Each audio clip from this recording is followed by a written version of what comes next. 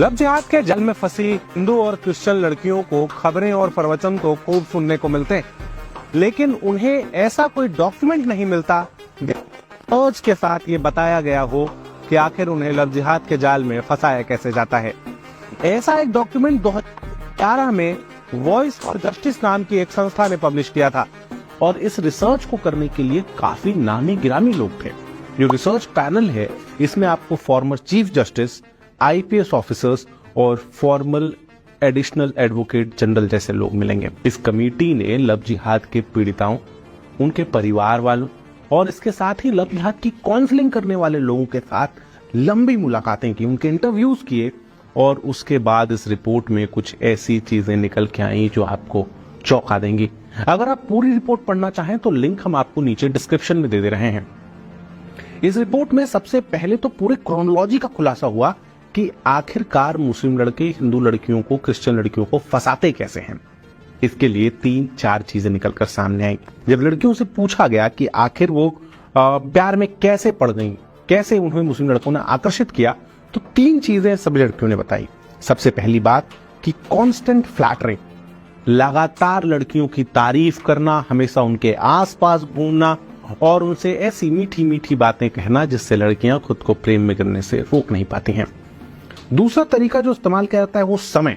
मुस्लिम लड़के हमेशा लड़कियों के लिए अवेलेबल रहते हैं। कभी भी फोन लगा दिया तो तुरंत मिलने के लिए आ जाएं, कहीं शॉपिंग करने के लिए जाना है तो बाइक लेकर खड़ा है, अचानक रात में कुछ खाने की इच्छा हुई तो बाइक आपके दरवाजे के सामने खड़ी है। और जो तीसरी चीज निकल के आती है वो है फ्रेंड्स प्रेशर, यानी जब कभी भी कोई हिंदू लड़की को मुसलमान लड़की को फंसाना होता है तो स्वयं तो उसके संपर्क में आता है, साथ ही उसके पूरे फ्रेंड सर्कल को प्रभावित करता है, उसके आसपास अपने लोगों की दोस्ती करवाता है और उसके बाद दोस्तों की तरफ से दबाव बनाया जाता है कि वो उस लड़के के साथ रिलेशनशिप में आए। इसके साथ ही मुस्लिम लड़कियों का एंगल, लव जिहाद के ज्यादातर मामलों में जो पीड़िता होती है उसकी कोई ना कोई मुस्लिम दोस्त होती ही है जिसने उसका या तो उस लड़के से परिचय करवाया होता है, उससे मिलने के लिए उसके ऊपर दबाव बनवाया होता है। इस पूरे रिसर्च रिपोर्ट में और भी कई चौंकाने वाले खुलासे हुए, लेकिन एक खुलासा सबसे ज्यादा चौंकाने वाला था, वो ये था कि इस पूरे में दवाओं का इस्तेमाल किया जाता है, ड्रग्स का इस्तेमाल किया जाता है। ड्रग एक्सपर्ट से बातचीत में 3 दवाओं के नाम सामने आए, डाइजापाम, बार्बिटूरेट्स और एलएसडी। एक्सपर्ट का कहना था कि अगर इन दवाओं का इस्तेमाल समझदारी से किया जाए, सही क्वांटिटी में किया जाए तो इनसे इस्तेमाल से किसी का ब्रेन वॉश किया जा सकता है, उसको लत लगवाई जा सकती है, उसको एडिक्शन लगवाया जा सकता है। समझिए दवाएं काम कैसे करती हैं। जब आप इन तीनों में से किसी भी दवा को लेते हैं तो ये दवा आपके दिमाग में एक सेंसेशन क्रिएट करती है।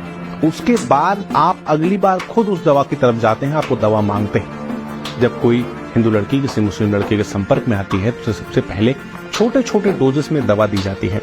कुछ समय के बाद अगर लड़की को दवा ना मिले तो उसे गजब की बेचैनी महसूस होने लगती है और वह स्वयं उस लड़के की तरफ खींची चली जाती है, जिसके बाद ब्रेन वॉशिंग की प्रोसेस शुरू होती है, जिसके बाद धर्मांतरण की प्रोसेस शुरू होती है।